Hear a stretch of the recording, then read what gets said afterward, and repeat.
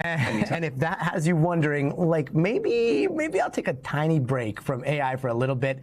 The question is, like, can you even go 2 days without using AI? I know that sounds simple enough.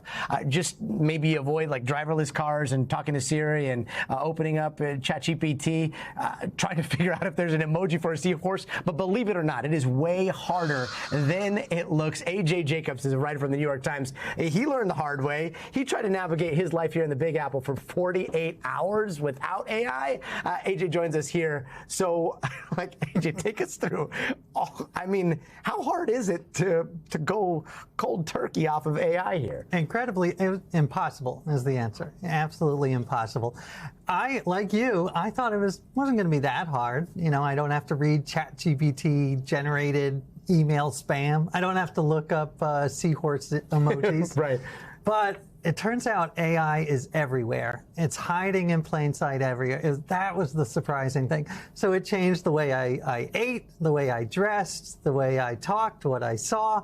It was everywhere, and I'll tell you how, but it was a real revelation. So from the moment you woke up, I mean, you're so good at doing deep dives. Like, you were able to see that AI is connected to almost every facet of our lives, right? Right. And, you know, the first thing I do is I look at my iPhone. Couldn't do that because that is loaded with AI features, even just opening it up with the facial recognition. That I kind of expected. What I didn't expect is I'm going to go brush my teeth. When I turn on the water, the New York reservoir system uses machine learning to figure out where there's going to be shortages.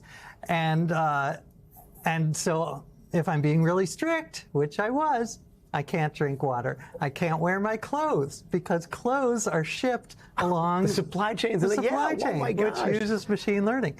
And I also had to define what is AI. AI is the big umbrella. It includes ChatGPT, which everyone knows about, but machine learning is also part of AI, and that's been around a couple of decades, and that is when things evolve and learn. The computer learns what you like and changes, and that's where we get Netflix recommendations and Waze. The Waze app uses machine learning, so it is everywhere. What was the most surprising thing that you're like, nah, I'm going to be fine with this, and then all of a sudden you're like, well, darn it.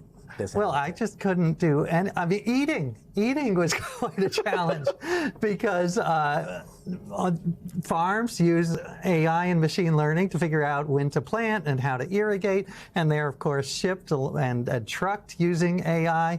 So I went a little extreme, and I ended up foraging in Central Park for edible weeds. Oh, wow. And I ended up eating some plantain weeds. Oh my, who would have known that AI tastes so delicious in this city, I guess. I would, you know, try to find you an axe so you can go build yourself a log cabin before AI starts making axes. But... Right, that's it. It was like Amish cosplay. I had to go back to the 1800s. So, yeah, it was fascinating. But I do want to make clear, I don't think AI is all good or bad. Mm-hmm. This was not an attempt to show that we should abandon all AI. AI can be great. You know, it finds new medicines to cure cancer. And I love my Waze app. I love avoiding traffic. But it's also...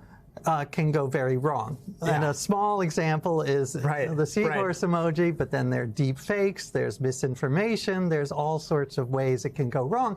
So we just need to be more aware of where it is, and we need more transparency from these tech companies to see what is AI. I want to know, when I get an email, is this AI generated? Is this image? And there is legislation in California, for instance, that's looking into this, and I am all for that. More transparency. Yeah, I don't know if it's good, I don't know if it's bad, but I do know that it's dangerous, and it's a time to tread carefully. AJ, you're running such a reminder of that. Thank you so very much for joining us. Thank you, Gadi.